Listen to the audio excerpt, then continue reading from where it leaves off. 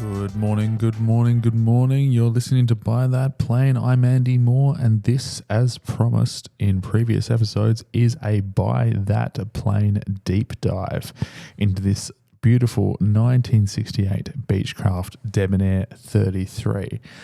Now, the way these deep dives work with Buy That Plane is we will go through the listing, and I will then go through some more additional analysis and investigation that I've done on this aircraft, on this registration and on the serial number, to see if there's anything interesting in this plane that that can be identified, and whether that $80,000 is actually as good as a deal as it sounds. So let's jump straight into it. $80,000 for a 1968 Beechcraft 33 Debonair. I can't expand the photos, but let's just flick through them quickly. This is from our mate Brian Jones, who is an aircraft dealer. It's good that he's listed a price, because some dealers don't do that, but the photos do leave a lot to the imagination.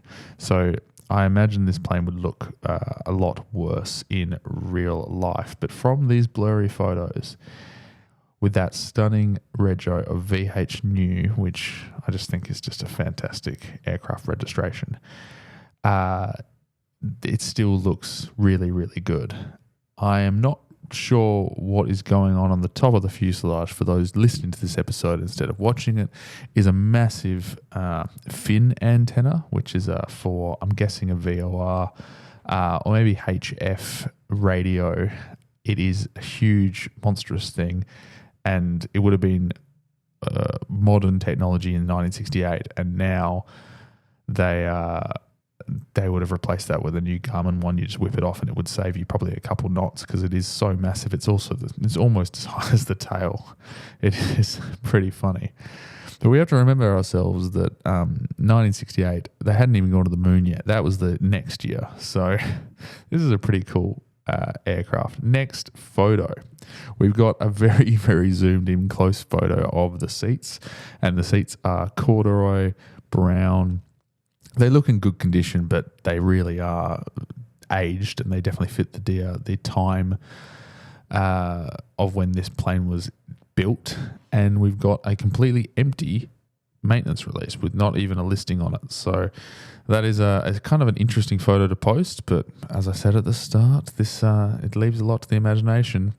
Next photo, there's only 5 photos of this aircraft. Next photo is another seat. This is I think that was the passenger seat, the first one. This one is now the pilot's seat, and it's exactly the same. They're just brown corduroy. I used to have shorts that were corduroy brown that looked exactly like this, and yes, they were as bad looking as this seats. And also the slight sidewall of the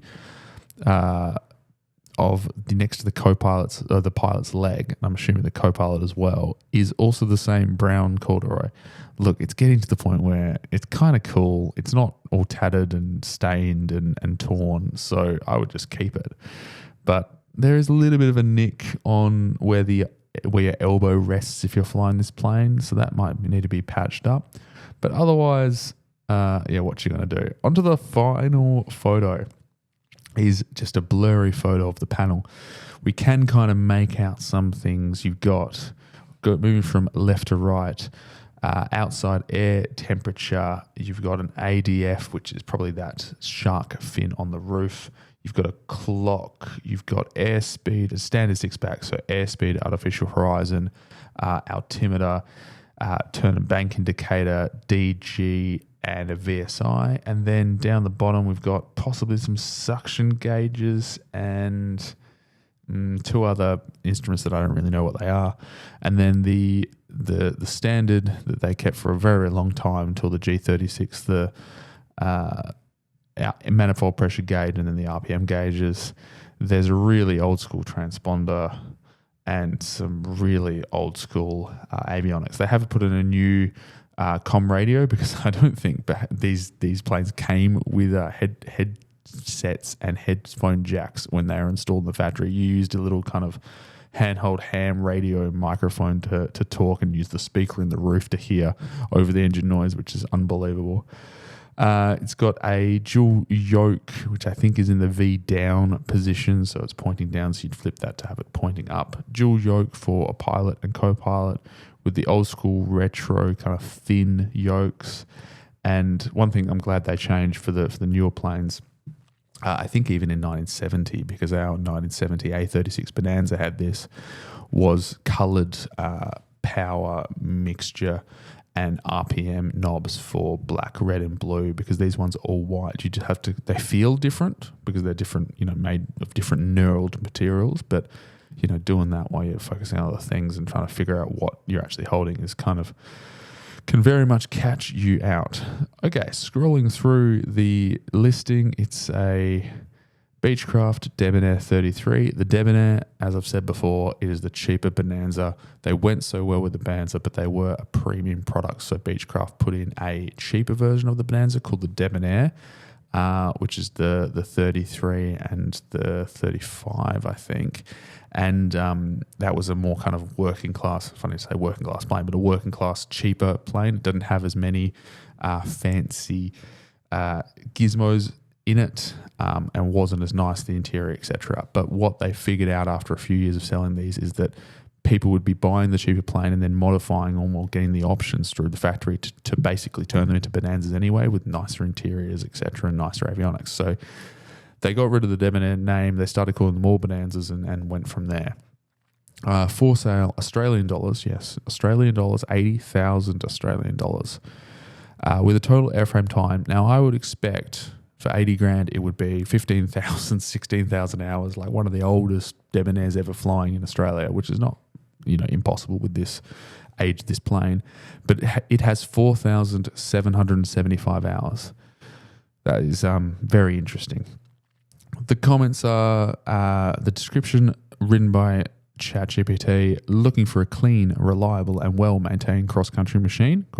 This tidy Debonair has just completed an extensive 100-hourly inspection and is ready to fly. With a solid foundation and some great upgrades already in place, which I said before, I don't agree that there's any great upgrades in place if they mention it, but we'll go through it.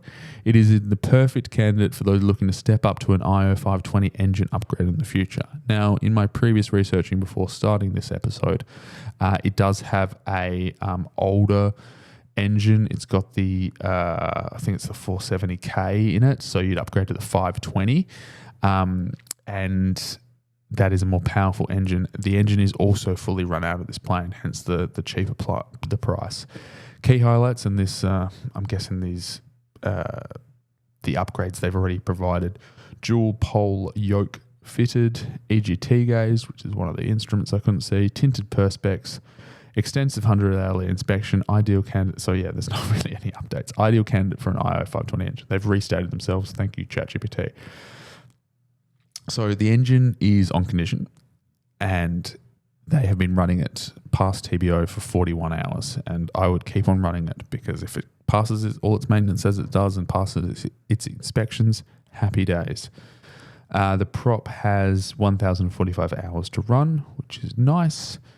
It's got an updated Garmin 342 audio panel and ComNav, ICOM-A2 radios, because they didn't have radios in them before. And with the, I did this maths before, they've listed the max takeoff weight as 1,386 kilos. Empty weight is 809 kilos. And useful load is 577. Now, with full fuel of 300 litres, you can still carry, assuming that the weight and balance is correct, you can still carry 4 91 kilo blokes, which is very impressive. So that is the listing. Now on to the analysis. It is VH-NEW. So we've searched for VH-NEW and we found not that much. A few non-new images. It hasn't really been around. It hasn't really been photographed by any plane spotters. It's, where is this plane located actually? I think it was New South Wales. It doesn't say.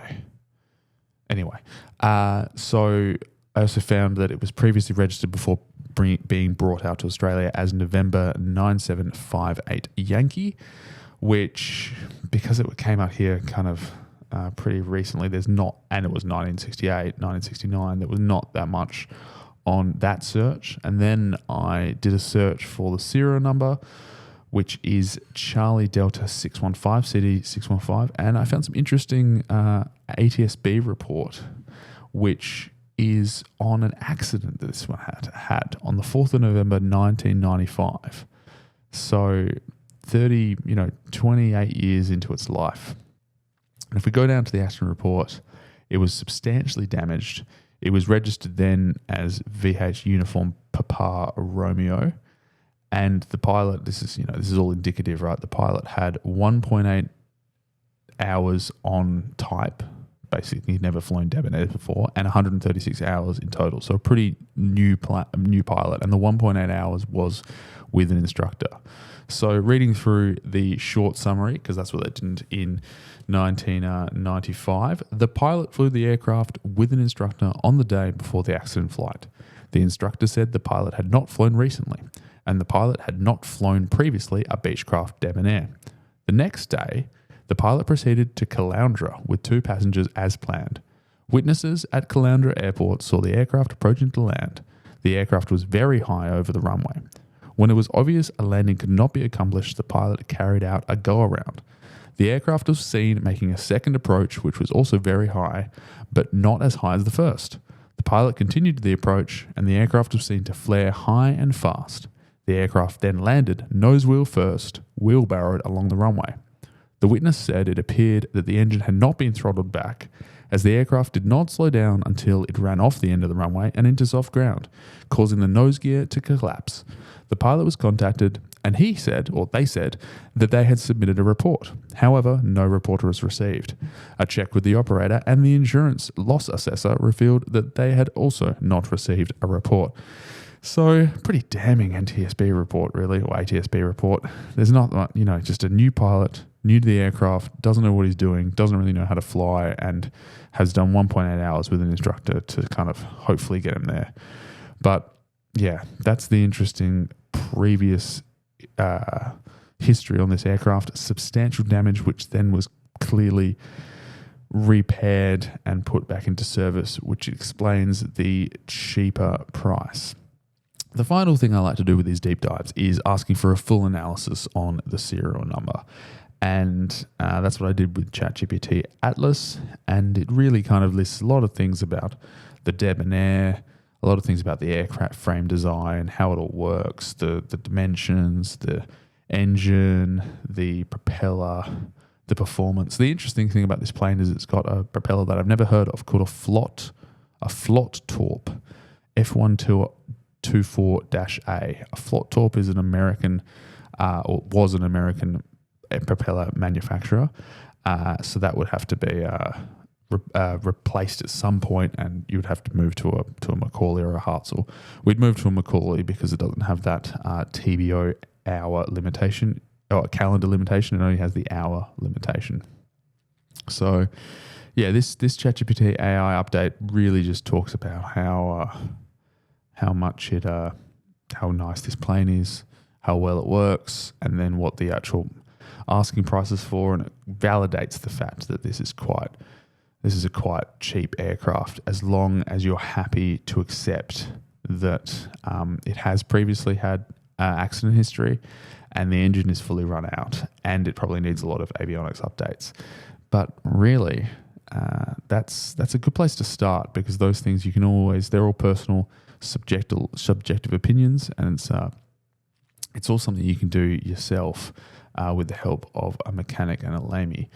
So that's all I really have to talk about on this 1968 Beechcraft Debonair 33 aircraft.